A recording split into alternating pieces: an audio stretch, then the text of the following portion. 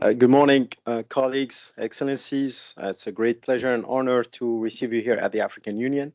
Should we start with my opening remarks directly? Okay. So, excellencies, distinguished participants, ladies and gentlemen, is the wrong speech because I'm acting as a panelist after this one. Mrs. Carmen Cantor, Deputy Executive Director of CTED. It's a real pleasure and honor to have you here with us this morning. Distinguished colleagues from UNHCR, CTED, distinguished participants, delegates, representative for regional organizations, civil society, and academia, ladies and gentlemen. It is my honor on behalf of the African Union to welcome you to this important side event on asylum and counterterrorism in Africa, maintaining standards of protection while responding to evolving threats. Allow me at the outset to express our sincere appreciation to CTED and to the African Union Permanent Observer Mission to the UN for co-organizing this timely discussion, even if it is at 8 o'clock in the morning. I wish to thank all of you and those that have joined us today in person, but also online. Your presence reflects the importance of this issue and the growing recognition that asylum, protection, human mobility, and counterterrorism can no longer be treated as separate policy files. Excellencies, ladies and gentlemen, Africa is facing a rapidly evolving terrorism threat across the Sahel, like Chad Basin, the Horn of Africa, parts of Central Africa, and Mozambique, and increasingly coastal West Africa. Terrorist groups continue to adapt, expand, and exploit instability, porous borders, weak governance, illicit economies, and local grievances. According to our AUCTC assessments, Africa recorded more than 5,900 terrorist incidents in 2025, resulting in over 23,000 deaths. This represents an average of approximately 64 terrorism-related deaths every day. To put things into perspective, 64 on a daily basis, on average, were killed or are killed continuously on the African continent. And this threat the trend is continuing as we speak. Terrorist groups are also expanding, and they have expanded their footprint and continue to expand not only the footprint, but the areas they control increasingly. A starking example is, the Sahel, overlapping Mali, Niger, and Burkina Faso. And 60% of some of these countries are unfortunately under the control or administered by non-state armed groups, including terrorist groups. These figures are alarming, but they are not only security statistics, they are humanitarian indicators. Behind every attack, there are families uprooted, communities displaced, livelihoods destroyed, schools closed, health centers abandoned, market disrupted, and local governance systems weakened. Terrorism does not only kill, it also displaces. It isolates communities, it destroys trusts, it pushes people across borders in search of safety, dignity, and survival. This means that asylum and refugee protection systems in Africa will face increasing pressure in the years ahead. This pressure will not only come from direct attacks, it will also come from the wider impact of insecurity, the collapse of livelihoods, food insecurity, the erosion of state presence, the disruption of local protection systems, and the movement of people along already fragile cross-border corridors. Excellencies, Africa has a long-standing tradition of protection and solidarity. Many African member states continue to host large refugee and asylum seeker populations, often for prolonged periods, while facing serious economic, developmental, and security pressures of their own. This is a tradition of which Africa can be proud. But this tradition is now under strain. In several regions affected by terrorism and armed violence, displacement is increasing, humanitarian needs are expanding, and host communities are themselves under pressure. We must therefore approach this issue with clarity and responsibility. States have a legitimate duty to protect their populations from terrorism. They must be able to manage borders, identify risks, prevent terrorist movements, and ensure that asylum systems are not misused. At the same time, we must never lose sight of a fundamental truth. The overwhelming majority of refugees and asylum seekers are not threats. They are victims of terrorism, conflict, persecution, and violence. Many have fled precisely from the same terrorist groups that our member states, CTED, UNHCR, the African Union, and partners are working to counter. Any response that confuses refugees with terrorists will weaken both protection and security. It will undermine trust, weaken cooperation with affected communities, and create vulnerabilities that extremist and criminal networks can exploit. Distinguished participants, the central message of the African Union is simple. We must protect people and we must protect societies. These are not competing responsibilities, they are connected responsibilities. A person who is registered, protected, documented, and included is less vulnerable to exploitation by terrorist groups, traffickers, and criminal networks. A community that trusts the states is more likely to cooperate with authorities. A system that respects the rule of law is more resilient against extremist narrative. This is the balance we must defend. Today's discussion gives us an opportunity to examine how this balance can be achieved in practice. Our first panel will reflect on the international and regional frameworks that guide our action. Our second panel will also allow us to learn from member states' experiences, including the practical challenges and good practices developed on the ground. I encourage us, therefore, to be frank, practical, and forward-looking. Let us identify the gaps that need to be addressed. Let us listen to the experiences of member states. Let us draw on the expertise of CTED, UNHCR, the African Union, civil society, and academia.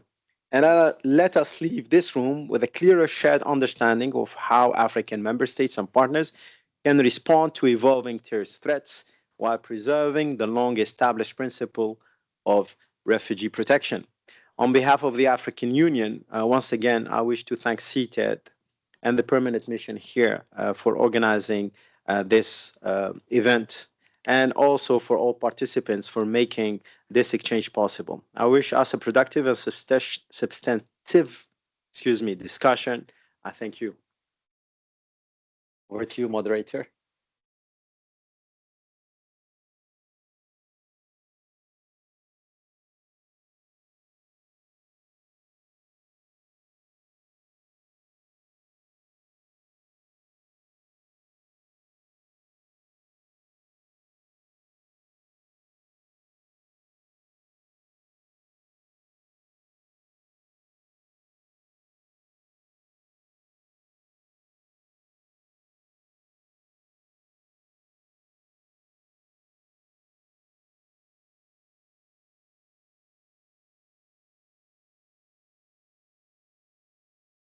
Good morning, everyone. It's a pleasure from CTED to welcome you all here this morning. Thank you to come so early. I was worried that we will be alone, but we are able to get many people here this morning, in addition to other people who are online.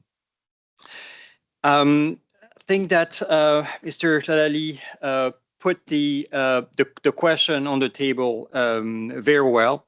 And for this first session, we'll have the opportunity to get into more detail on the framework that cover these difficult issues from the international perspective, with my colleague David from CTED, the refugee law framework from the UNHCR, which is the guardian of the refugee law framework, and finally from the African Union, again with Mr. Lallali. The three presentation will be followed by a question and answer session. Will have to be short. We'll give the priority to participants in the room. We have several participants online, and I will ask them to put their question in writing in the chat room. So without further delay, our first speaker, David McKeever, is a senior legal officer in the CTED Africa section. Since joining CTED in 2016, he has regularly led on the interaction of counterterrorism and refugee law. Prior to joining CTED, he worked for the International Court of Justice and for the UNHCR in a number of duty stations, including in Sudan, Benin, and Tanzania. David, the floor is yours. Many thanks, Mark. Excellencies, colleagues, good morning. Good morning also to those joining us online. Before getting to the substance of my remarks, I'd like to also express my appreciation to the African Union for hosting us this morning, and to colleagues, to Idriss, to Dami, and to Richard for the great cooperation leading up to this event this morning. So as to the substance of our topic this morning, these issues are issues which have been part of the mandate of the UN Security Council's Counter-Terrorism Committee, and therefore of CTED in its work supporting the committee since the start. So the Counter-Terrorism Committee, in its dialogue with member states, has been looking at these issues for 25 years now across all regions. And in our experience, the complexity of these issues and the level of member state concerns vary, depending on the size of the refugee population that a country may be hosting, depending on the level of resources available to the host state to implement appropriate security measures, and also depending on whether the refugees may be from a country where terrorist groups are known to be particularly active. And from a security perspective, there are maybe three different types of concerns that arise here. First concern is that a member of a terrorist organization may seek to abuse refugee status in order to plan, to finance, or perpetrate terrorist attacks within the country of asylum. Second concern is that that individual may seek to use the country of asylum as a base from which to plan, finance, or perpetrate attacks in other countries, including potentially the country of origin. The third concern is that a member of a terrorist organization may seek refugee status in order to evade justice for terrorist crimes that have already been committed. And we know that these are sensitive issues. We know that these are issues which can easily become politicized or instrumentalized. In some cases, this has resulted in disproportionate measures which unduly restrict the rights of refugees and asylum seekers. In some cases, it may provoke violent or xenophobic attacks against those communities. We have seen this in many regions of the world. And it is important, therefore, to reiterate, as Idriss did in his opening remarks, that the overwhelming majority of refugees and asylum seekers are not involved in terrorism. And in fact, many, particularly I would say in Africa, are refugees precisely because they are fleeing terrorist violence in their countries of origin. Whatever the level of member state concern, and however sensitive the issue may be in a particular member state, we do try to engage with our partners on these issues in a constructive manner. And one guiding principle, which I think may be mentioned a few times in our discussions this morning, is that complying with refugee protection principles, complying with refugee law, is important not just from the perspective of the rights of refugees and asylum seekers, but it's crucial from a security perspective to ensure that the measures that are implemented in light of the member state concerns are proportionate and are effective. So my colleagues from UNHCR and from the African Union will speak about the applicable international and regional frameworks and their own experiences of these issues. And then in panel 2, we'll hear the experiences of some African member states. But what I'd like to touch upon are two things. Firstly, the UN Security Council's framework, legal framework on these issues, and then some of the trends we as CTED, in support of our work for the committee, have observed in African member states in recent years. So to the first part, in terms of the Security Council's legal framework on these issues, the concern that terrorists may seek to abuse asylum systems has been reflected in a number of Security Council resolutions. Already in 2001, when it adopted Resolution 1373, the Security Council called on states to ensure that refugee status is not abused by the perpetrators, organizers, or facilitators of terrorist acts, and to take appropriate measures before granting refugee status to ensure that asylum seekers have not planned, facilitated, or participated in the commission of terrorist acts. And the Council has stressed that all such measures must comply with states' obligations under international law, including, of course, refugee law and human rights law. And in this context, the Council has stressed, has underlined the principle of non-refoulement. Now, as is also true of some other provisions of the Security Council framework on terrorism, these provisions on refugee law and asylum are framed in quite broad terms. And so over the intervening years since 2001, the Counter-Terrorism Committee, and with the support of CTED, has sought to elaborate on the types of measures which states should take both before and subsequent to the grant of refugee status. And again, this is part of our dialogue with countries all over the world. So turning then to the second part of my presentation, just focusing on some of the concerns, some of the legal issues, the practical challenges, but also the solutions that have arisen that we've seen in recent years in Africa. These are framed, of course, by both the nature and the scope of forced displacement across the continent and by the evolving threat, as Idriss spoke to just now. So the last public event which CTED and the Counter-Terrorism Committee held on this particular topic was held back in April 2017. It was discussing these issues on a global level. And since that date, CTED, on behalf of the committee, has conducted visits to more than 20 African member states. And the issues we're discussing today are a regular part of those assessment visits and that dialogue, though again, the level of concern, and I would say the level of detail with which we engage in these issues, does vary across member states. But based on these discussions, I wanted to highlight 3 of the common challenges which have been identified in our work with member states. First, institutional or resource constraints which prevent the swift registration and determination of asylum claims. This matters in terms of identifying those who need international protection, but also for identifying those who may have links to terrorism and whose cases therefore require further investigation with the involvement of domestic national security agencies, with the use of updated terrorism risk indicators, and cross-checking against available international, regional, and national watch lists as appropriate. The earlier in the process that possible links to terrorism are identified, the more effective the response measures can be.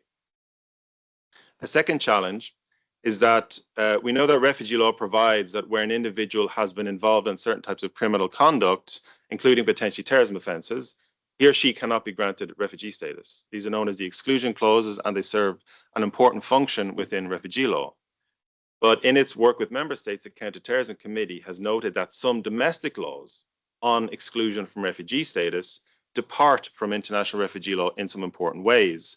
Specifically, the committee has highlighted the use of excessively broad phrases in the domestic law, such that people may be excluded due to vaguely framed national security concerns, which is contrary to what refugee law provides, or may be excluded on the basis of a lower standard of proof than refugee law requires.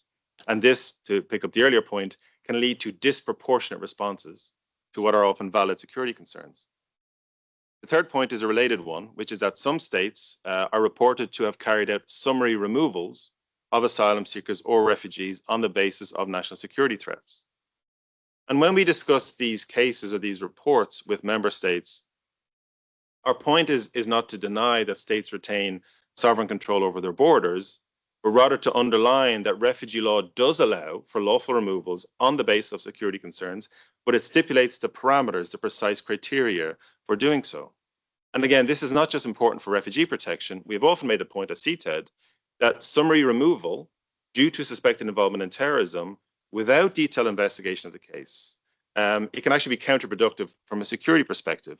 And this, I think, is particularly true in the context of parts of Africa where we have porous borders, such that an individual who is summarily removed may just cross back over the border at a later stage anyway.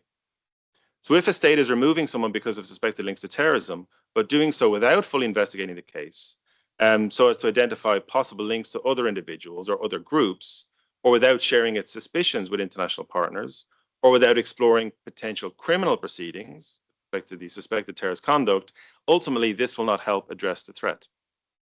So those are some of the challenges that have been noted. And the Counter-Terrorism Committee has also highlighted some positive practices. In the interest of time, I'll just mention 2. I think my colleagues from UNHCR and the AU may identify some more. One thing which has been noted by the committee is that in some refugee camps or settlements, the host state may seek to ensure security, not only through the presence of its own law enforcement officials, but also through close work with refugee community members to identify potential threats at the earliest possible stage. And we know that in counterterrorism generally, community policing is often seen as a very valuable tool, and that is also true, I think, in this context.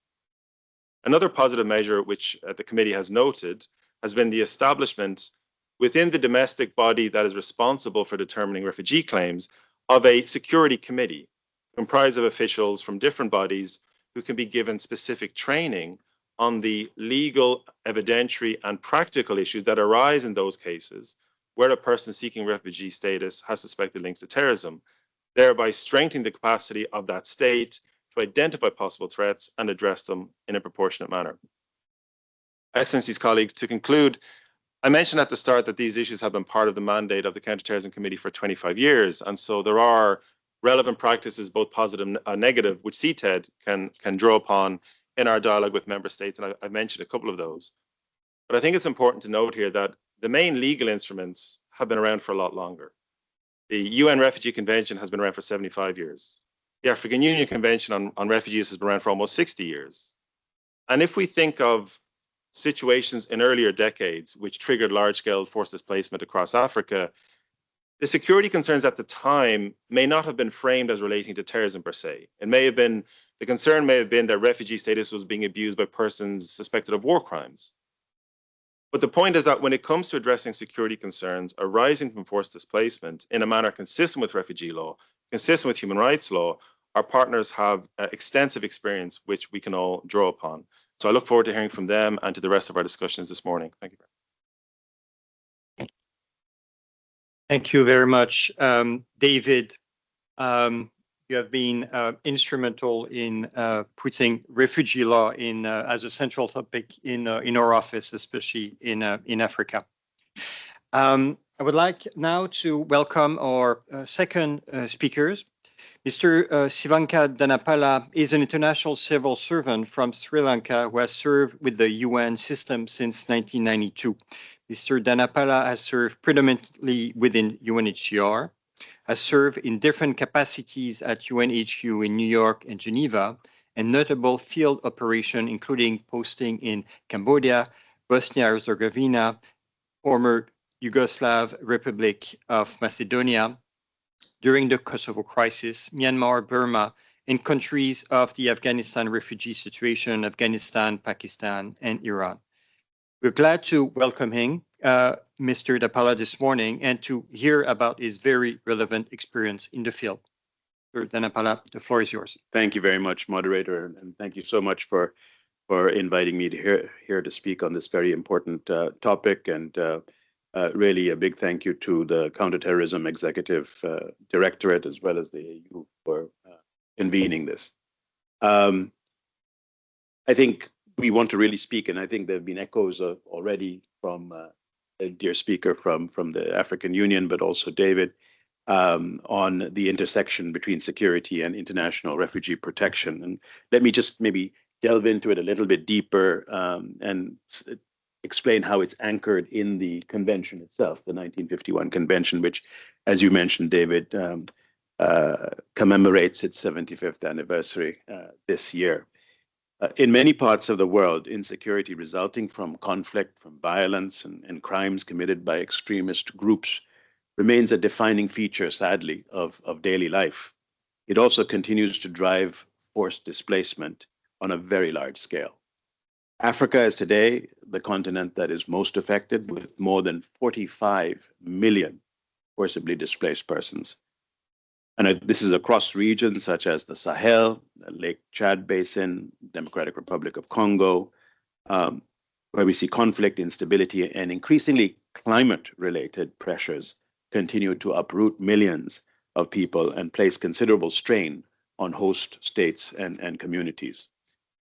Let me here also take the opportunity of thanking African states and communities for their long-standing generosity in hosting refugees and other displaced people, often in context of significant pressure. And I think it's important to say, there's a lot of shrill rhetoric out there about anti-refugee sentiments and those coming from the global south.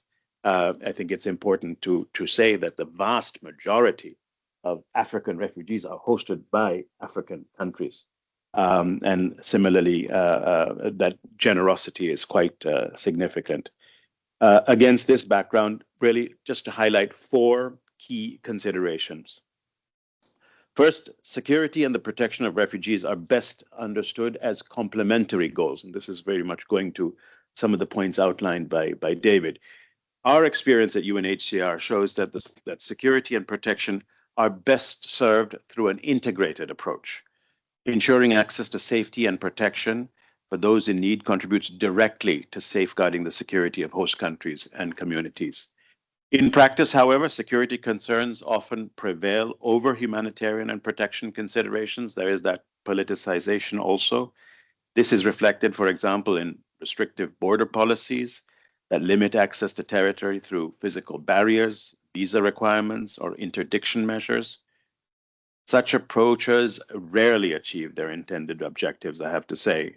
Instead, they often divert movements along more dangerous routes, creating conditions in which smuggling and trafficking networks can thrive, and which may also be exploited by criminal and extremist actors. In other words, separating security from protection considerations tends to undermine both.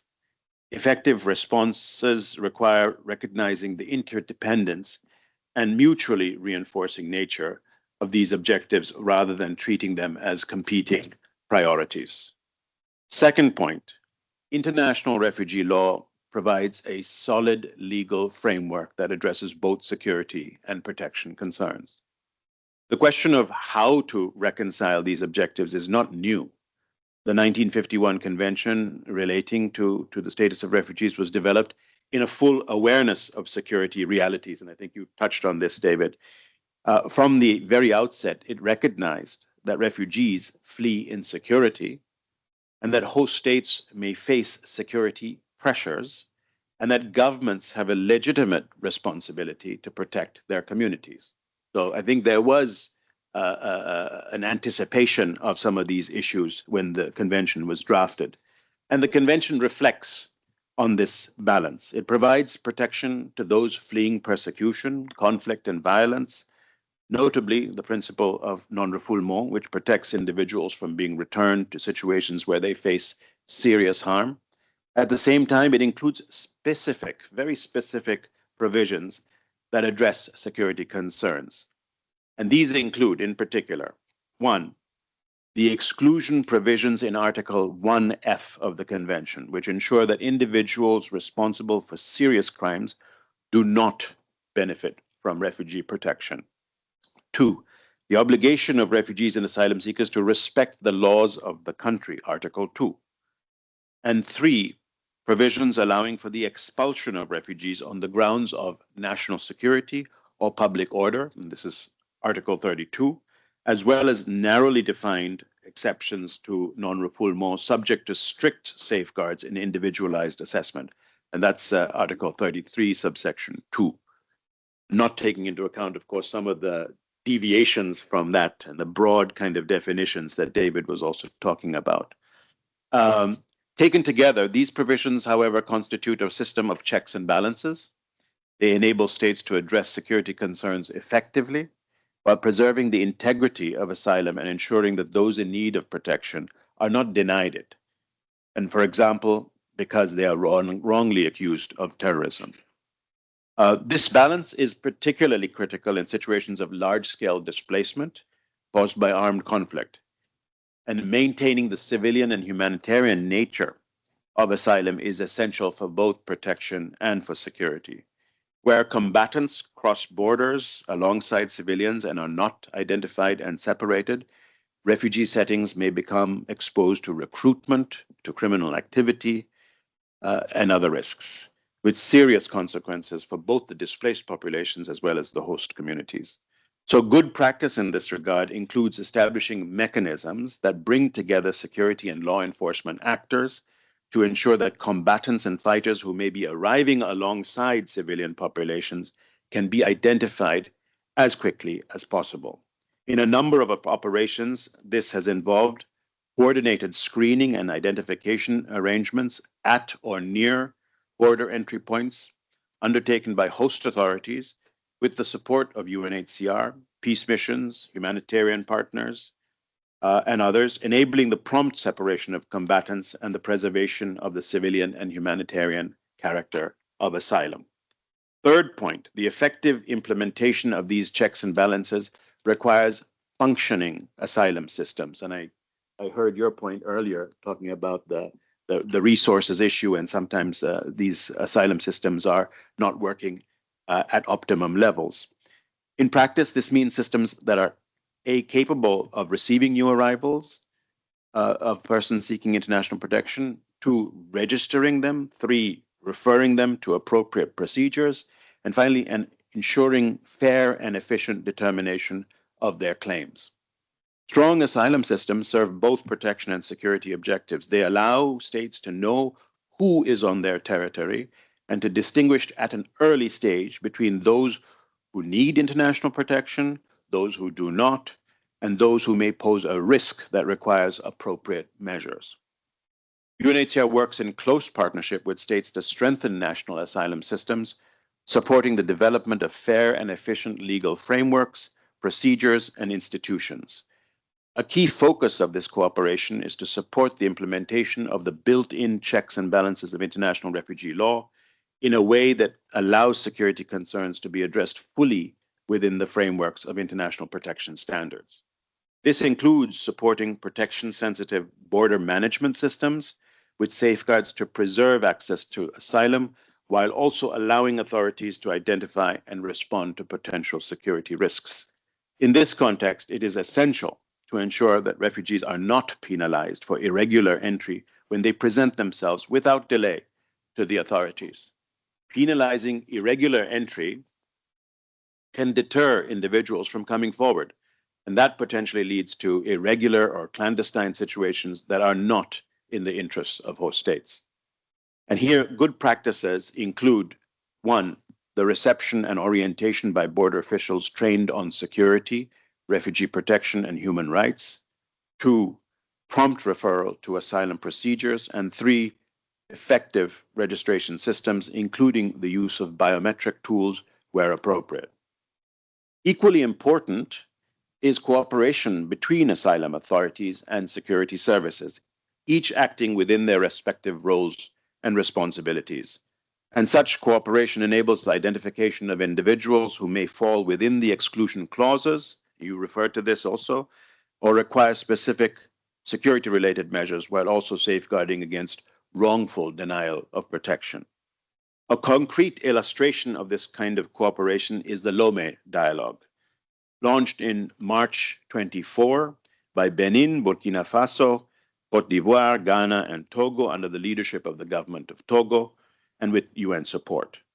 The dialogue was conceived precisely to help states reconcile national security imperatives, including border management, with their international protection obligations. Through a series of technical and ministerial sessions, states addressed border security and access to security, registration and asylum procedures, and reception within host communities, culminating in the Lomé Declaration on Refugee Protection and National Security in July last year. We see this as a replicable model of how regional, state-led dialogue can operationalize the very checks and balances I've just described. And finally, 4th, the security dimension does not end at the point of entry. Measures taken after arrival are equally important for both protection and security. Now, we work with host authorities, partners, host communities, displaced communities, to ensure that refugees and forcibly displaced persons have access to resources, appropriate services, and realistic prospects for a normal life, including through programs in the area of child and youth protection, as well as community-based protection initiatives more generally. Now, while such programs are not aimed at explicitly or implemented with a specific counterterrorism objective in mind, supporting refugees to become self-reliant while awaiting durable solutions is essential, also from a security perspective. Ensuring access to livelihoods, to education, to social services enables refugees to contribute to their host communities and reduces the risks associated with marginalization. Evidence shows that when displaced populations are meaningfully included, risks diminish. By contrast, marginalization and xenophobia can increase vulnerability to exploitation by criminal actors, including militant groups. Promoting opportunities for interaction between refugees and host communities is therefore critical to fostering social cohesion, mutual understanding, and resilience. More broadly, upholding protection standards helps reduce grievances and the longer-term instability that can arise when displacement is addressed primarily through deterrence measures. The challenge is not the absence of legal tools, but ensuring their consistent and principled application. And as I conclude, maybe a few reflections, our collective experience demonstrates clearly that security and protection must go hand in hand. From the start and still today, 75 years after its adoption, the 51 Convention provides states with the tools necessary to protect those fleeing persecution, conflict, and violence while addressing legitimate security concerns. At UNHCR, we wish to acknowledge and thank the Counter-Terrorism Executive Directorate for its very principled approach, consistently emphasizing that the most effective way to implement asylum-related obligations under Security Council counterterrorism resolutions is to maintain asylum systems in line with the 51 Convention and apply its provisions in accordance with their object and purpose. Managing the security aspects of human mobility cannot be separated from the protection of people. This is also reflected in the United Nations Global Counterterrorism Strategy and in broader UN practice. We at UNHCR remain committed to working with states and partners to ensure that protection and security are advanced together in a spirit of cooperation, shared responsibility, and mutual understanding. Thank you very much. Thank you very much, Mr. Denapala. Would like to stress also the outstanding cooperation between our two entities, including by welcoming us in refugee camps that you are operating and helping us prepare and conduct our assessment visit on the African continent. I will now give the floor to our third speaker. Mr. Lallali is the acting director of the African Union Counter-Terrorism Centre based in Algiers, Algeria. He has served within the African Union peace and security architecture for nearly 2 decades, with extensive experience in counterterrorism, prevention of violent extremism, regional security cooperation, early warning, strategic analysis, and capacity building for African member states. I would like to add also that he's been a very long-standing friend of partner of CTED, and I'm glad and grateful to be able to organize the event together with the AUCTC and for the AU delegation in New York for welcoming us this morning.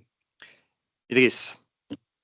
Thank you very much. Indeed, my first interaction with CTED dates back to 21 years ago, in 2005, believe it or not. This doesn't make me young anymore. Thank you again, Mark. In my opening remarks, I spoke about the scale of the threat we face, about why protection and security must move together. Allow me now, in this first panel, to turn to the question at its heart, the international and regional frameworks that must guide us where asylum and counterterrorism meet, and how we put them together. Let me start from the outset to say that Africa does not face this challenge from a legal vacuum.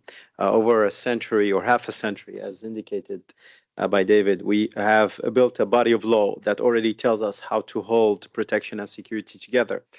In that respect, 3 African instruments form the foundation, and they reinforce one another. Without going back again to the 1951 Refugee Convention and its 1967 protocol, which remain for us the bedrock. They reaffirm the right of those fleeing persecution to seek and to enjoy protection. And in the same breath, they remind us that protection operates within legal criteria, safeguards, and responsibilities.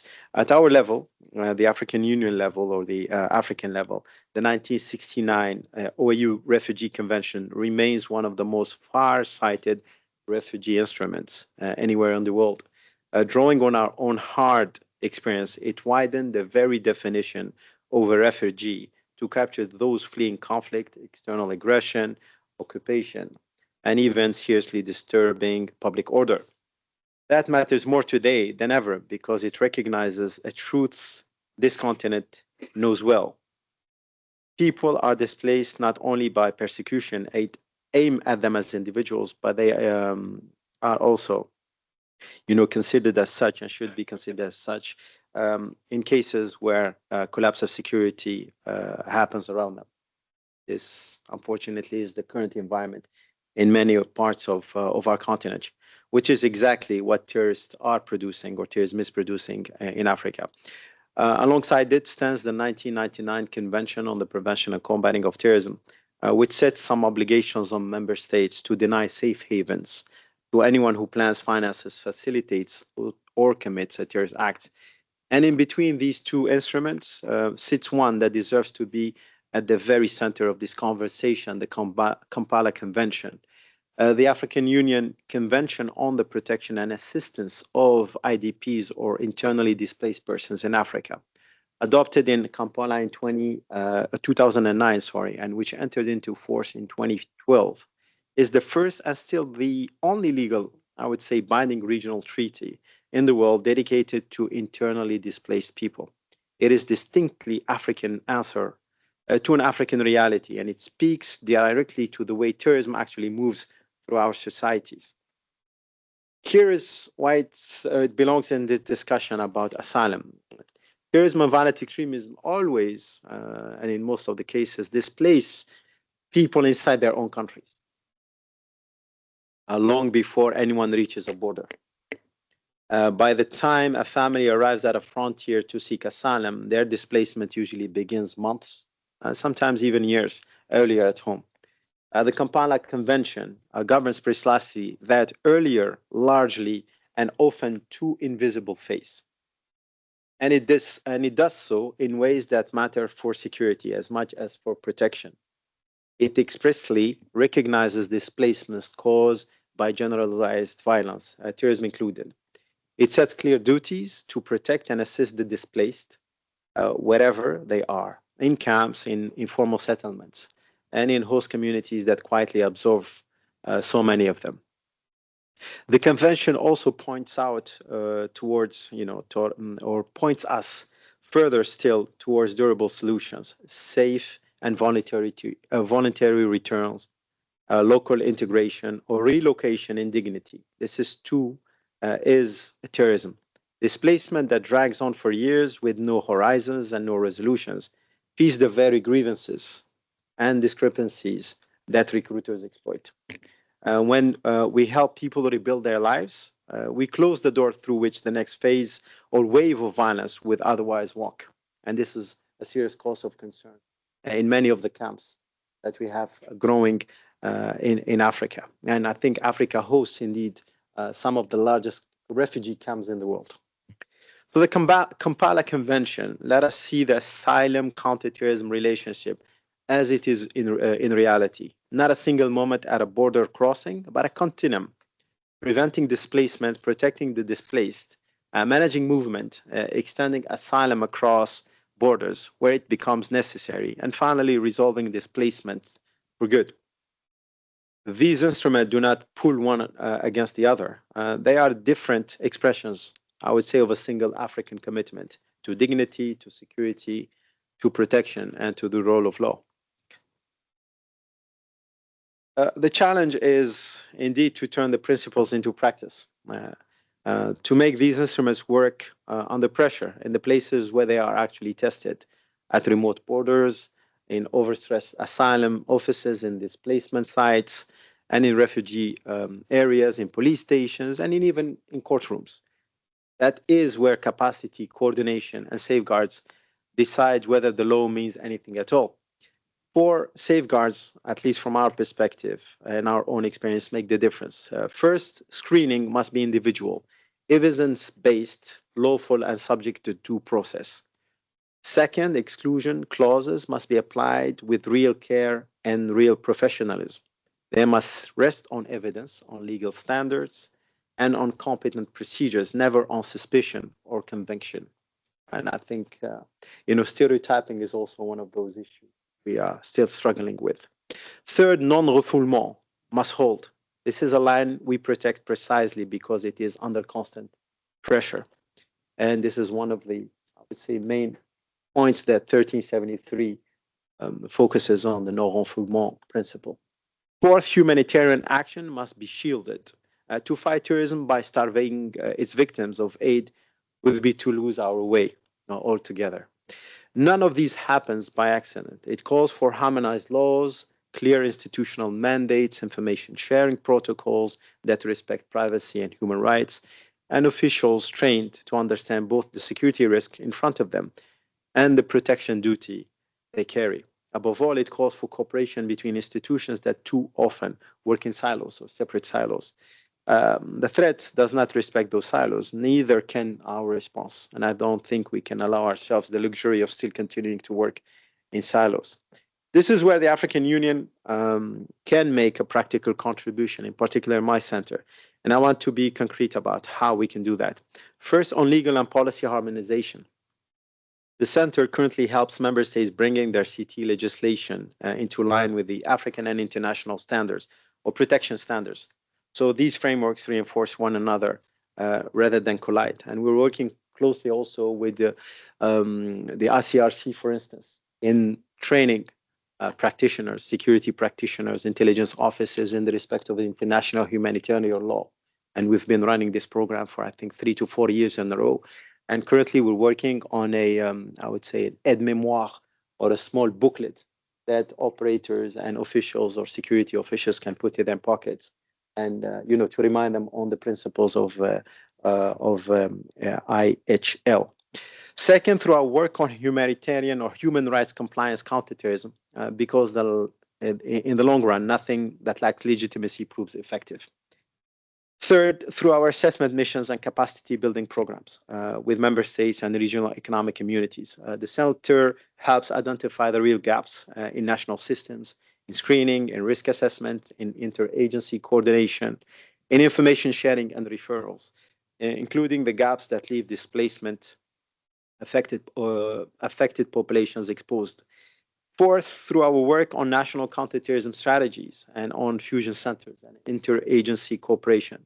The center, in that respect, encourages member states to include asylum, in particular the problem or the problem of internal displacement and protection considerations into the broader planning. And it helps build models that let security and protection actors share what they generally need to share in that respect, without trampling rights, stigmatizing communities, or compromising humanitarian principles. Actually, during the discussions on national strategies, we ensure that we have the different actors around the same table to sensitize them from the outset as we are designing the national strategies and plans of actions. And we found that to be very useful because it allows them also the space and time to be able to share their own challenges they are having on the ground and be able to strategize and find ways and means of overcoming those challenges. And finally, working hand in hand with our colleagues from CTED, UNHCR, ICRC, and the African Union organs responsible for humanitarian affairs and displacement to develop practical guidelines, as I said, because sometimes the challenge is how do we do it and how do we go about it? Is that knowledge that we need to cascade down to those that are on the front line.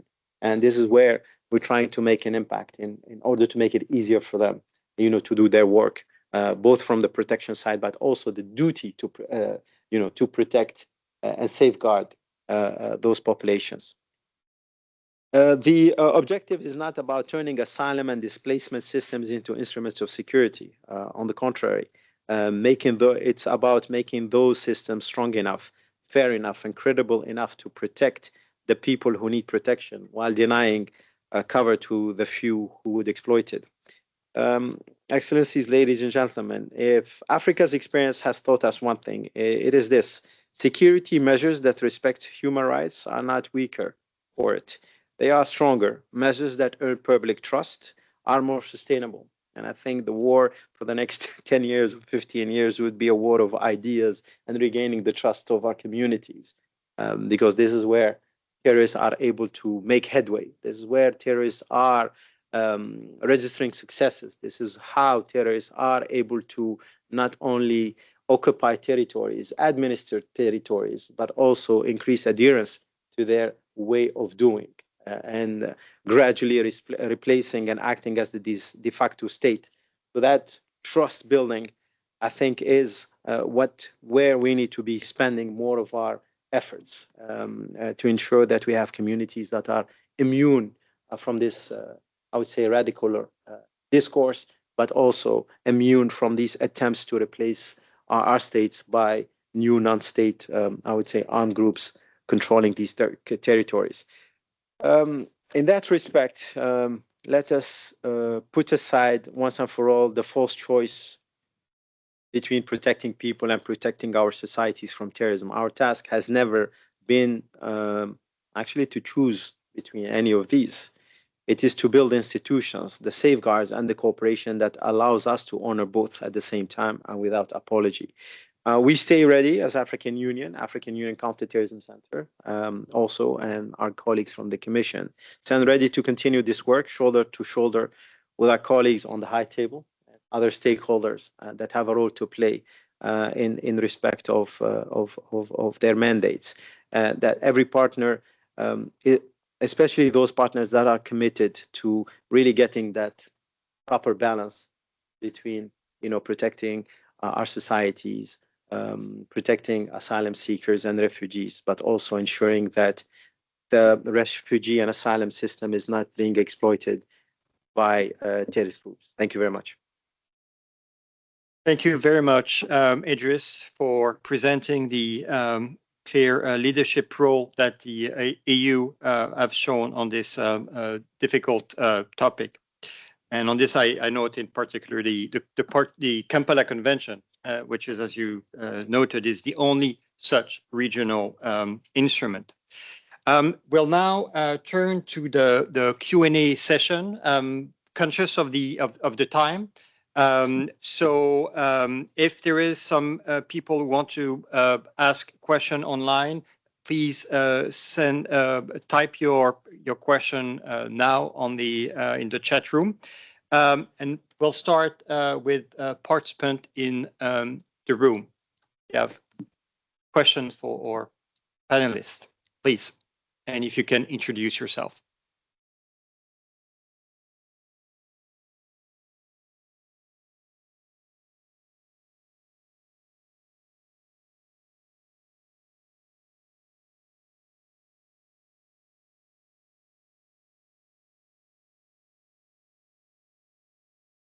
Hello. Yeah. Thank you. Hi, my name is Maria Rabina Neira. I'm from Harvard Law School. I was wondering, in terms of the exemption clauses that you have mentioned, I know some countries in the African region have incorporated this into their domestic legislation, but I was wondering what are the main challenges that you see? Is it that countries are not adopting enough legislation, or the ones that have it in place are not able to implement this in practice? Thank you. Thank you. Emil will take one or two other questions if there is some, please. Yes. Good morning. Once again, I am Shamsia Ibrahim Berde. I came from Nigeria. So the question I'm asking, it's not directly with the topic, but it's almost similar, because I'm coming from region that is affected by issue of insurgency, specifically Boko Haram, and the adoption of DDRR is what is we are facing a kind of challenges now. Because as someone that is working at the grassroots level, there are a lot of things that we need it to be implemented or to be adopted as part of the policies and the structures that should be working out for us. So the issue of DDRR, I think maybe there's a gap in between while adopting it or drafting it. So I don't know if you can actually chip in seeing that we leverage the gap between, because I don't expect maybe because we are trying to protect the insurgents or maybe the repentant, and as well we are not giving top priority to the survivors or the victims. So we need to maybe it's kind of recommendation to see if we can push in seeing that we make sure does in the highest position, or the AU and the state government, federal government, and all the necessary stakeholders push in seeing that social cohesion is being built from the grassroots to the upper level, because it makes no sense to be speaking about how to maybe give security to those that repent or those that are in need of asylum, while those in the community are not like carried along.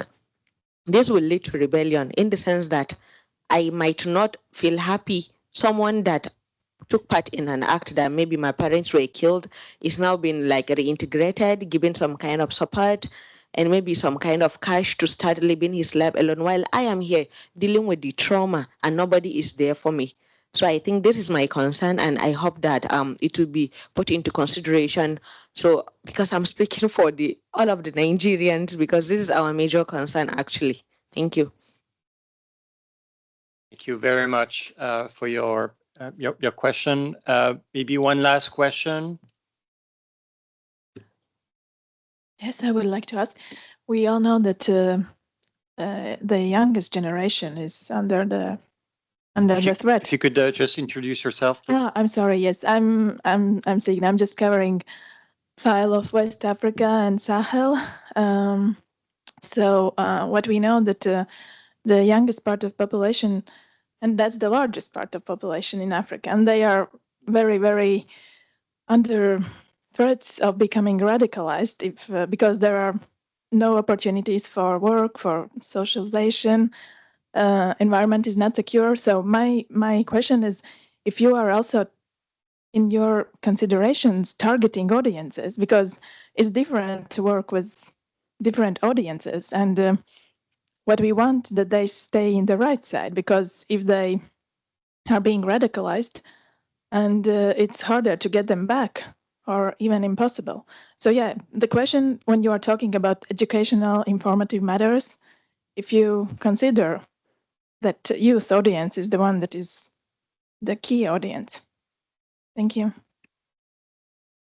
Thank you very much. So 3 very relevant questions on the question of a humanitarian exemption, the issue of DDRR for which is about demobilization, rehabilitation, reintegration, and how to deal with repentant versus the victims. And finally, the question of youth radicalization. So I'll give 2 minutes max to each speakers to try to address these issues. David, if you could start. Thanks very much, Mark, and many thanks for the questions. I mean, just a couple of words from my side, maybe on the humanitarian exemption point. As we've seen in our assessments, I mean, globally, and this is also true in African member states, there aren't enough of them, I think, in the law. The relevant Security Council resolutions, as you know well, Maria, direct states to take into account the possible effect which counterterrorism measures may have on the delivery of impartial humanitarian assistance. But the Council resolutions leave it open to states how to do this. And some states do so through licensing, some states do through prosecutorial discretion. But I think a number of stakeholders, including the ICRC, for example, would take the position that the most effective way of doing so is precisely through a humanitarian exemption. It gives all the parties clarity in advance. What are the scopes of criminal liability? What are the scopes of the sanctions regimes for those who are involved in humanitarian assistance? So the main problem we see is that not enough states have legislated in this way. And so there's a lack of clarity on the part of humanitarian actors. And if they're unsure as to what their liabilities may be, they often refrain from delivering aid to those who may need it the most. And those who may need it the most are those who are living in areas where terrorist groups are particularly influential. Another point I would mention that we've heard in some of our discussion in individual member states, where there were moves towards addressing this, some humanitarian agencies were concerned that even if a mechanism is established, like a tri-sector working group system, which would bring together the aid agencies, the government, and let's say the financial institutions, even if that mechanism is established to share experiences and challenges, there's a lack of trust. And so we've heard from some civil society actors or aid agencies that they're concerned if they share with government actors, particularly security services, the challenges they face around diversion, around the fact that they have to engage with terrorist groups in reality, they may be opening themselves up to prosecution. And so if they're not willing to share the information, the problem doesn't really get solved. But starting point, I think, certainly would be the need for more legislation on this issue. And we discussed this in all of our assessment visits, and we share our experience to the extent. Thanks again for the question. Thank you very much. If you could be brief, we are running Sure. out of time. I'll skip the first question because I think you've handled that on the legislation front, but maybe on the second and third questions, just maybe touching on a few points. Fully understand the kind of frustrations of a host community when there are refugees who might be seen or perceived to be treated better or getting treatment that is better than the local community. And I think we're very mindful of that. And I think it's very important as we program on assistance to refugees and asylum seekers that we also take into account very much the host communities. And I think I mentioned this in my statement. I mean, social cohesion, I think, is critical, and the integration of the host community's concerns and their own situation is very important. On the second question, when we talk about the youth and risks of radicalization, fully agree. I think in my statement I was talking about how a number of programs that are focusing on child and youth protection, community-based protection, livelihood opportunities and such might not be primarily aimed at security-related issues or radicalization. When one engages in that kind of activity for youth, you certainly avoid situations, you certainly mitigate the risk of radicalization. Also, I can say that our High Commissioner, who I can no longer say is new, he started in January this year, is the first ever High Commissioner for Refugees who himself was a refugee. And for him, when he looks at the 1951 Convention, it doesn't only mean protection for him and saving of lives, which of course even his own life was saved by the Convention, but also the search for solutions, durable solutions. And he has talked about establishing a target of reducing the number of refugees who are dependent on humanitarian assistance in protracted situations by 50% by the year 35, which is 10 years from now. How does one do that? And it is through ensuring access to education. It is ensuring that there is access to employment, livelihood opportunities, and that again addresses this issue that you were talking about, the risks of radicalization and being marginalized. That, at the end of the day, also contributes towards a secure community. So, okay. Thank you very much. Idriss, you have the last word very quickly. Okay, thanks. It's about the exemption itself. This, if you remember, I was talking about our work with ICRC and the work that we're doing on international humanitarian law is forms part of the efforts that we're trying to do to assist member states in implementing and actually introducing legislation to protect humanitarian actors in situations of terrorism. That's one. Second, in terms of DDR and the issue of normalizing the violence as a means to attract attention and as a means to reap some financial rewards once you surrender is something that we are really looking at, because if we are taking care of the terrorists and not the victims, then we're actually pushing the victims to take up arms and join non-armed groups and continue the violence. So it is part of the discussion that we're having with countries, and the DDR process, at least from our own perspective as an African Union, includes victims of terrorism. And victims of terrorism are invited and I would say taken care of in the national strategies that we are rolling out in many of our member states. On the issue of radicalization, it's pretty much not the issue of radicalization as such, but ensuring that the youth are not enrolled in any non-state armed groups in Africa. So it's not a question of being radicalized. It's a question of creating prospects and creating and ensuring that our youth are not being recruited by armed groups, criminal networks, and so on and so forth. Because in many parts of the continent, these, I would say, non-state armed groups are the highest recruiters and job creators and wealth creators, believe it or not. So this is something also that we are paying particular attention to, and which also is reflected in some of the actions that we are trying to implement at the level of many of our member states. Thank you. I tried to be as brief as possible. Thank you. Sorry for rushing you all. I'll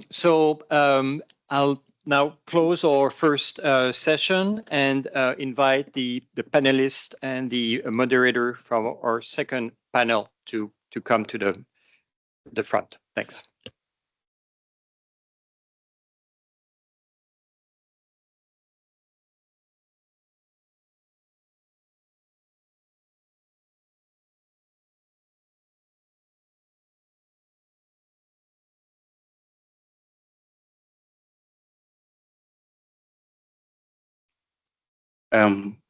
I think is General around?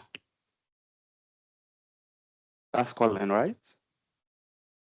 Malawi. Okay, Colin. Okay, Mary. Is Mary around from Cote d'Ivoire?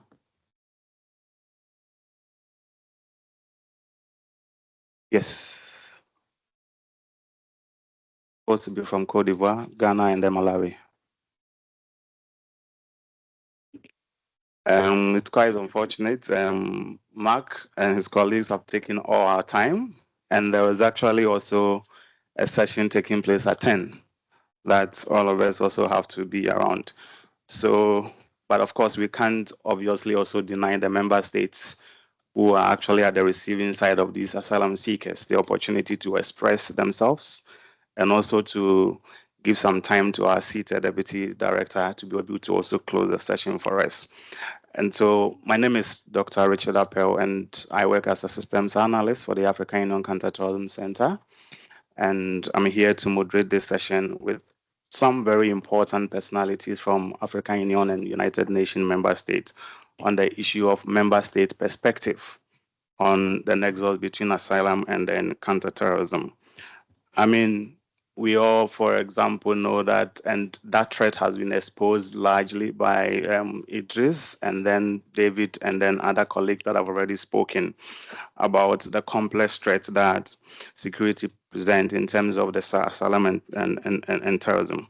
Of course, we know for a fact that violent extremist groups and terrorist groups have displaced millions of people across the continent, and that has been mentioned in the Lake Chad Basin, in the Sahel, also in the Horn of Africa. In addition to that, issues of instability, conflict, and then climate shocks have also significantly impacted the situation. But of course, African states, in their ability to protect asylum, also have responsibility for security. And so we are here to discuss how the nexus is able to be provided while also achieving security and protecting also humanitarian. A lot of the conventions have already been mentioned, the 1951 protocol, the OAU 1967 convention. The challenge for me is therefore not whether states should choose between security and protection. Rather, it is how we can strengthen asylum systems that are both secure and right-based, ensuring that security measures do not undermine international protection, while preventing terrorist organizations from exploiting vulnerabilities within our migration and asylum system. So, like I mentioned, I have three key important personalities from here. From Malawi, I have Major Colin Chitungu, who is the Deputy Director General for National Intelligence Service of Malawi. General actually hold Bachelor of Science in Education and joined the military in 2008. And deployed to peacekeeping missions in Ivory Coast, Democratic Republic of Congo, and then Lebanon.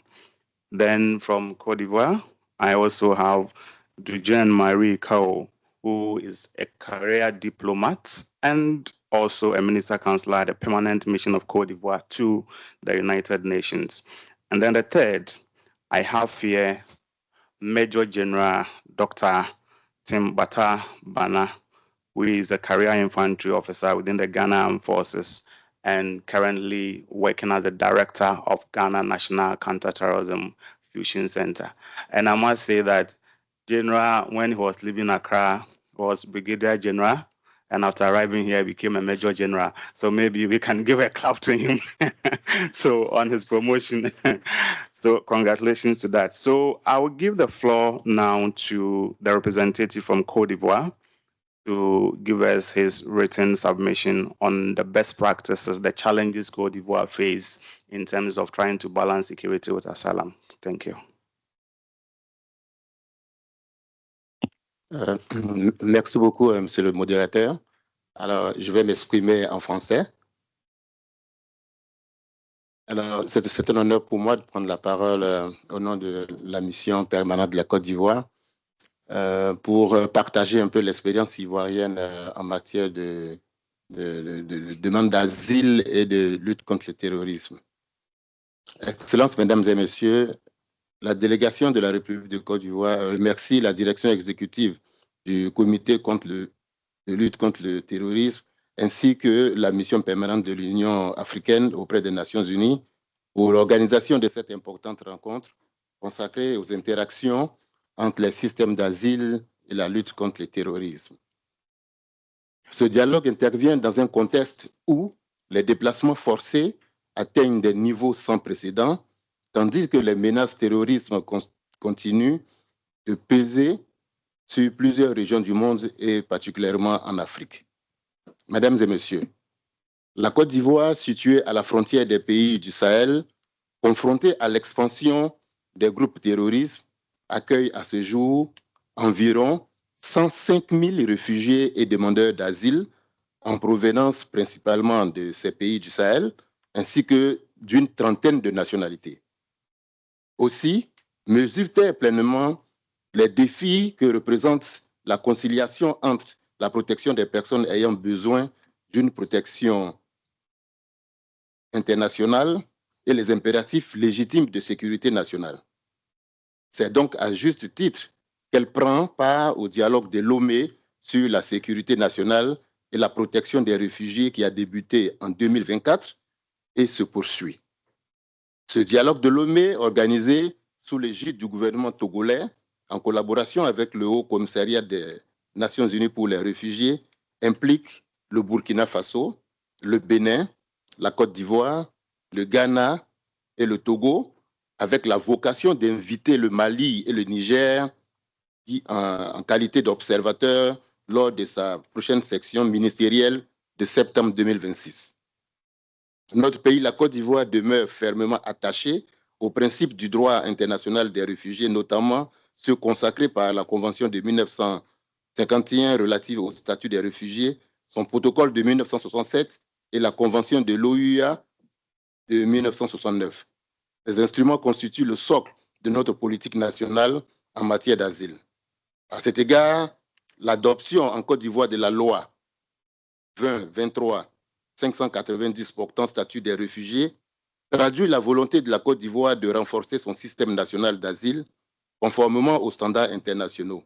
Cette réforme garantit un accès effectif à la procédure d'asile tout en intégrant les garanties nécessaires pour préserver la sécurité nationale et prévenir tout détournement du régime de protection internationale. Mesdames et Messieurs, la Côte d'Ivoire est convaincue que les réfugiés sont avant tout des victimes de conflits, de persécutions et bien souvent du terrorisme lui-même. Ils ne doivent donc faire l'objet ni de stigmatisation, ni d'amalgame. Dans le même temps, notre pays considère que le système d'asile ne peut servir de refuge aux personnes impliquées dans des actes terroristes ou dans d'autres crimes graves relevant du droit international. La clause d'exclusion prévue par la Convention de 1951 ainsi que les contrôles de sécurité effectués dans le respect des droits fondamentaux et des garanties procédurales constituent des outils essentiels pour préserver l'intégrité du régime international de protection des réfugiés. La Côte d'Ivoire poursuit également le renforcement de ses capacités nationales en matière de prévention de lutte contre le terrorisme. À cet égard, l'Académie internationale de lutte contre le terrorisme, implantée en Côte d'Ivoire à Jacquesville, illustre l'engagement de notre pays en faveur du renforcement des capacités, de la coopération régionale et du partage des bonnes pratiques. Par ailleurs, pour faire face aux menaces sécuritaires croissantes, notamment le terrorisme, les trafics transfrontaliers, l'orpaillage illégal, la criminalité transnationale organisée et les tensions communautaires, la Côte d'Ivoire a renforcé son dispositif de sécurité à travers la zone opérationnelle du Nord et met en œuvre des programmes de prévention de l'extrémisme violent. Notre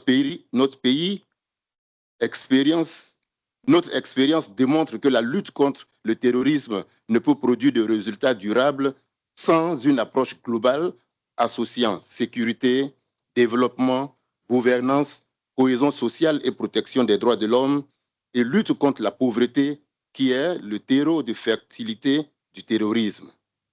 Et pourquoi le gouvernement ivoirien met un point d'honneur sur le renforcement de la résilience socio-économique des personnes déplacées, des forces ainsi que des communautés hôtes. À cet égard, le gouvernement s'efforce à procéder à l'enregistrement biométrique systématique des demandeurs d'asile en leur apportant un appui multisectoriel, notamment en vivres, en santé, y compris l'accès à la couverture maladie universelle et en éducation. Par ailleurs, avec l'accord de la Banque mondiale, le pays met en œuvre un projet sous-régional de cohésion sociale dans la région du Nord qui vise, entre autres, à renforcer les infrastructures sociales et la résilience socio-économique des populations d'accueil et multiplie les campagnes de sensibilisation sur la cohésion sociale entre les communautés hôtes et les personnes déplacées de force. Mesdames et messieurs, la Côte d'Ivoire est pleinement convaincue que les politiques d'asile et les politiques de sécurité doivent être conçues comme complémentaires et non opposées. Aussi, la Côte d'Ivoire salue-t-elle les efforts de la direction exécutive du Comité contre le terrorisme, du Haut Commissariat des réfugiés, du Haut Commissariat des Nations Unies pour les réfugiés, de l'Union africaine, ainsi que de l'ensemble des partenaires internationaux visant à promouvoir le système d'asile sûr, efficace et conforme au droit international. La Côte d'Ivoire demeure convaincue que seule une coopération internationale renforcée, fondée sur le partage des responsabilités, le renforcement des capacités des États, l'échange d'informations et le respect des droits de l'homme permettra de relever durablement les défis conjoints que constituent le déplacement forcé et le terrorisme. Excellences, Mesdames et Messieurs, en conclusion, la Côte d'Ivoire réaffirme son engagement à poursuivre ses efforts pour garantir la protection des personnes ayant véritablement besoin de refuge, tout en empêchant que les systèmes d'asile ne soient instrumentalisés à des fins criminelles ou terroristes. Nous demeurons résolument attachés à une approche équilibrée qui concilie sécurité, solidarité et respect du droit international, conformément aux objectifs des Nations Unies et de l'Union africaine. Je vous remercie. Thank you very much, Mary, for such a balanced presentation of the situation of Côte d'Ivoire and the experiences between Asylum and terrorism. I will move straight to Ghana and hear from Major General Timbatam on Ghana's experiences. Thank you. Thank you very much, Chair, and thanks for the congratulations giving me on my promotion. So the Chair, Your Excellencies, ladies and gentlemen, I bring you greetings from Ghana. I would like to thank the organizers of this session for giving us an opportunity to let our voice be heard on this issue of the displacement of our brothers and sisters across several regions on the African continent, and especially in the sub-region of West Africa. I would also like to thank all present for showing our interest in the plight of the displaced. We all, without exception, are potential refugees and displaced persons if we fail to take the necessary steps to stem the scourge of terror and violent extremist activities. Ghana continues to be a destination of choice for a number of displaced persons in the sub-region. This is due to several reasons best known to the distressed populations. We acknowledge that many researchers and stakeholders want to be fixated on the question of violent conflict and terrorism as the causes. Unfortunately, these are just the tip of the iceberg. Long before terrorism became a topical issue in the Sahel, Ghana was a destination of choice. Long before the Sahelian insurgency, the drying up of the Lake Chad Basin had begun. And long before terror took root in the Sahel, nomads with their heads streamed down to the Volta Basin in droves. Ghana has thus been on the receiving side for generations. A good number of the people were therefore seen as victims of the various ills of the weather and activities that we had long before the arrival of the terrorists in the Sahel. In recent times, there has also been a new breed of asylum seekers. This fall within the ranks of polished elites, academics, journalists, scholars, and politicians. They flee the lack of opportunity to have a free expression of their conscience, lack of opportunity to have alternate views, and lack of opportunity to be expressive in a time when everywhere in the world, the mantra has become that no one can fight terror alone. How can everyone contribute to the fight in a particular country when not everyone may have the liberty to express themselves? So we have several sheets of asylum seekers knocking on our doors. From victims of terror, victims of pure conflict, climate-induced and economic opportunity seekers, and those seeking an opportunity to have their conscience preserved. We therefore urge our population on a daily basis virtually not to be fixated on categorizing every displaced person as a terrorist. This adds to the supposed success story of the terrorist armed groups. Ghana continues to respect her commitments to asylum seekers, not because of agreements signed over the years. In fact, she has no option than to provide refuge for the distressed. And this can be traced into her geopolitical position, her sub-regional leadership, and the history of the people. We are cognizant of the requirements of the UN Resolution 1373. It calls for the protection of refugees and also demands that measures be taken to ensure that national security is not threatened by asylum seekers and that we do not shield people who have engaged in terrorist activities in their home countries. Persons confirmed of engagement in terrorist activities are not entitled to refugee status. As it stands now, we are yet to identify one of such persons fitting the profile in any case. So basically, refugees are protected, but they must merit their status and must remain law-abiding during the period of their stay in our country. Alongside with other West African countries, as mentioned by my colleague from Cote d'Ivoire and then earlier on, we had the Lomé dialogue. And it went further. The peculiarity of it was about the protection of the properties, both landed and movable property, of people who are displaced, including their cattle. Ghana is party to the conventions, whether it's that of 1951, the AU Convention of 69 on specific aspects of refugee problems. And we have our own local law, the PNDC law on refugees of 1992. At the appropriate time, domestic laws requiring amendments will be amended to retain their relevance and efficacy. For now, though they are imperfect, and I mean they are imperfect, they have served us quite well. In any case, I'm personally yet to see a perfect convention, a perfect resolution, or a perfect treaty. Priority should be the protection of lives and the elimination of impunity. In one breath, you may have stakeholders calling for stiff measures against deviants of society. And in the same breath, some stakeholders hold you hostage with conditionalities that rather reinforce the resolve of terrorists. Appreciating things at times far away from the field, in air-conditioned rooms, may necessarily be a bit different from being in the field. There are several challenges that confront us in this enterprise of ensuring that refugees get what they deserve and also keeping national security and ensuring that persons that have been implicated in terrorist activities are denied asylum. The existence of various legal instruments is very good. They serve as a guide to public servants at their duty post. They minimize arguments with prying researchers and human rights activists. Unfortunately, they have their own ambiguities and insufficiencies.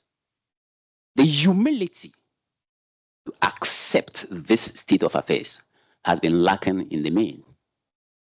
So we are not helping ourselves in any case when we fail to engage people in the field. It has been realized that if the refugee and asylum seeker will be comfortable, their dignity needs to be preserved, making it appear as if all criminals on arrival until proven innocent are terrorists will not sit well with all countries. Ghana is not willing to further traumatize displaced persons just to satisfy documents that have been signed. We will continue to show love to refugees within our constraints, those that call at our frontiers distressed and seeking succor. We will not categorize them as terrorists until they are proven to be terrorists. We will continue to respect their human rights. We will continue to engage in measures that will let them feel appreciated. We will continue to help them get rehabilitated, and encourage them to be less bitter, because bitterness is also an enabler of terrorism. We will continue to encourage them to acquire skills that could serve them when normalcy returns in their countries. However, we will not stop at finding out who amongst them might have been involved in the abuse of the rights of others before fleeing their countries of origin. This is difficult, but it's not impossible. Consequently, it's highly recommended, of course, to our national authorities and to willing partners that technical assistance in family tracing and reunification be started, not just starting it on the return of normalcy. Because amongst those that are displaced are young ones who would need necessarily to find their families, their original families, when the time is due. Advanced screening measures, advanced technologies for asylum seekers, some of which may transcend borders, whilst respecting their human rights, need to be deployed. For instance, should traumatized people be held like criminals until the conclusion of verification processes that may never end? So in conducting screening measures at points of entry, we certainly need a bit of time considerations that we don't hold them virtually hostage for a longer period. The facilitation of databases across the West African sub-region is also another problem, because our databases for now do not seem to speak to each other. And those are, that is attributable to several reasons. You have Francophone countries, Lusophone countries, and Anglophone countries. So fundamental difficulties in terms of structures and the like that we're working at. Then psychosocial support for the traumatized should be prioritized. So we basically, seeking and training experts for the provisions of this structure and the provisions of the structures to ensure that people who are traumatized get the succor they desire. Our international community and international organization partners would humbly also need to self-audit periodically. Just as you audit us, please also audit yourselves, or also allow us to audit you. There are instances when one can conveniently see that there's an exploitation of the plights of these refugees by CSOs and NGOs for various parochial reasons. We can talk more about this when there's a bit of time. A special appeal for the capacity building of refugees along the border communities is something Ghana has been pushing for now. We believe that, for instance, in our border communities, bilingual schools should exist, not just for the fun of educating the would-be tomorrow terrorists, youth, but then that their identity of either belonging to a Francophone country or otherwise is maintained. So bilingual schools on both sides of the border communities is something that we have over the period championed. So in conclusion, the status of refugees must keep improving. We do not do them any favor when we give them assistance. Who is the next refugee? Who is the next asylum seeker? It is in our collective interest to continue to ensure they are all protected and well protected too, and made useful to society whilst awaiting their return to their homes. Thank you. Thank you very much, General, for that. Major Colin, Malawi. Thank you very much. Riding on all the protocols already highlighted, Malawi wishes to express its gratitude for being accorded this opportunity to present on this forum under the topic Asylum and Counter-Terrorism in Africa, maintaining standards while responding to the evolving threats. As a way of introduction, the right to seek asylum is a fundamental tenet of international law according to 1951 Refugee Convention and the 1969 African Union Convention. African countries have historically welcomed refugees fleeing conflict, violence, and persecution. At the same time, Africa faces an existing growing terrorism threat, for example, from Al-Shabaab, ISIS affiliates, Al-Qaeda linked groups, insurgencies in Mozambique, Cabo Delgado. So a balancing act is safeguarding national security and upholding international refugee law, which is a non-refoulement and respecting human rights.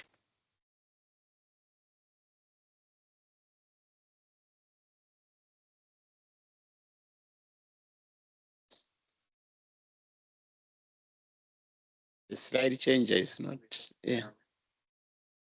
Okay. Okay, fine. Okay, fine. Asylum in the age of counter-terrorism.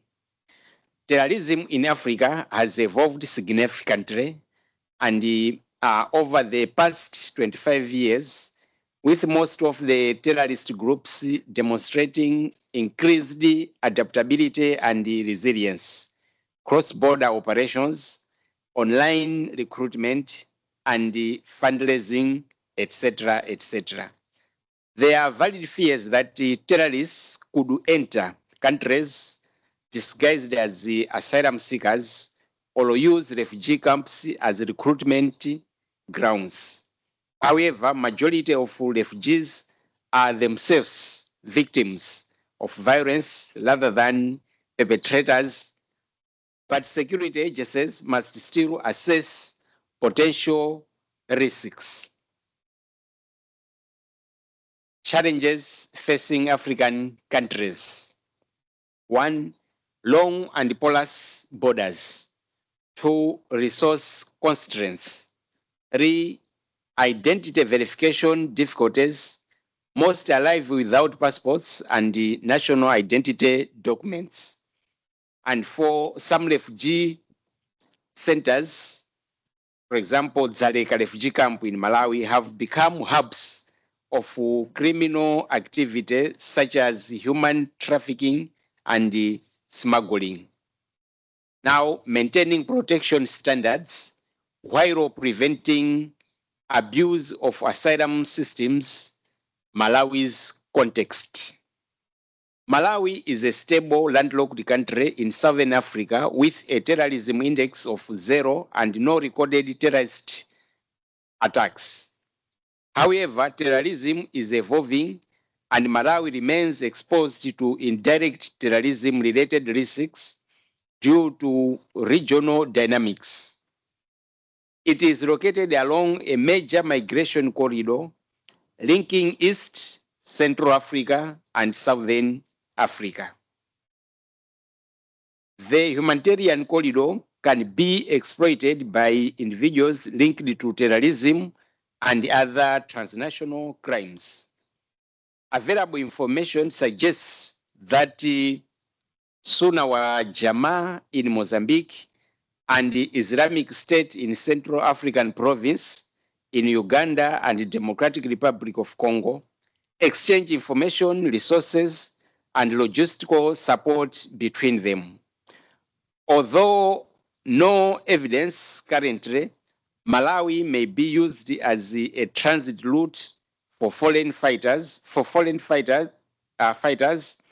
by using asylum claims to avoid detection. The map shown on the slide shows some of the routes or migration routes according to UNHCR, and Malawi is mainly concerned with the route that comes from the African Great Lakes region, going down to Central Africa up to Southern Africa.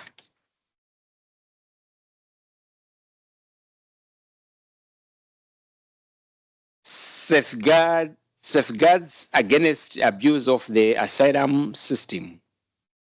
Malawi applies continuous security screening mechanisms to reduce terrorism-related risks in asylum processing.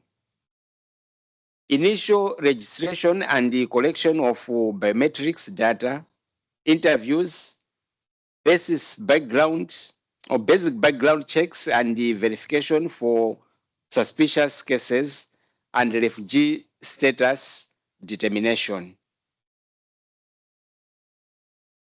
In-depth security checks for suspicious individuals, including thorough cooperation with the international partners. Screening is done to ensure that only individuals deserving international protection qualify for asylum. Undesirable persons have status revoked and deported. About 2 individuals have had the refugee status denied or revoked through continuous vetting. Security screening is conducted without undermining the rights of asylum seekers. Interagency coordination between the Refugees Department and the security agencies, police, immigration, and others. Malawi engaging relevant agencies to extend access and the connectivity with the international police 24/7 system to other enforcement agencies. Current refugee situation. Currently, Malawi or Dzaleka refugee camp has 63,000 refugees with an average of 300 arrivals monthly. Larger numbers transit through Malawi annually. Majority are genuine persons seeking international protection. The challenge is to protect vulnerable populations while ensuring the asylum system is not exploited by individuals.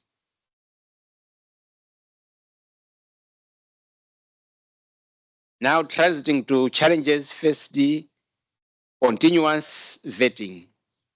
Lack of integrated databases can lead to fragmented information. Varying priorities for agencies lead to delays in processing asylum seekers. Difficult to verify applicants' claims.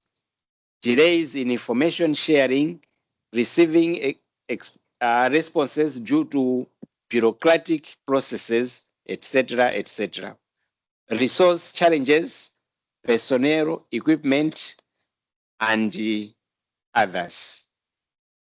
And in conclusion, Malawi would like to say that in Malawi, CTED has a trusted partner which is always ready to promote all the efforts to curb this abusing of asylum systems in order to promote terrorism. I rest my case. Thank you. Thank you very much, Malawi. Ladies and gentlemen, I think that you would have to forgive me, given the time. We have exceeded more than 20 minutes, and the next session also beginning at the UN headquarters. I'm also learning because it looks as if in the UN, when member states are talking, you cannot stop them. So they have to talk. So first of all, I want to say a very thank you to our distinguished panelists for sharing such valuable experiences and insights. And because, of course, this discussion has reinforced several important messages that first, protecting refugees and safeguarding national security are not competing objectives. They are mutually reinforced, and when supported by strong institutions, effective risk assessment, and respect for international law. Second, no member state can address these challenges alone. Terrorism, forced displacement, and irregular migration increasingly transcend national borders, making regional cooperation, information sharing, and capacity building indispensable. And finally, the experiences shared today remind us that good practices already exist across Africa, and our task is to strengthen cooperation, learn from one another, and continue building asylum systems that are secure, resilient, and centered on human dignity. Thank you very much, the great panelists. I would plead with you to give copies of your speech, if possible, to both the CTED colleagues, so that we can get from them and it will form part of their assessment and written submission for this side event. Thank you very much. I call on our Deputy Director to come and close the session. Yes, you can do from there. Thank you. Thank you so much, colleagues. Good morning, everyone. I know we're running out of time, so I'm going to be very, very brief. Good morning. Bonjour. It is my pleasure to deliver some quick closing remarks.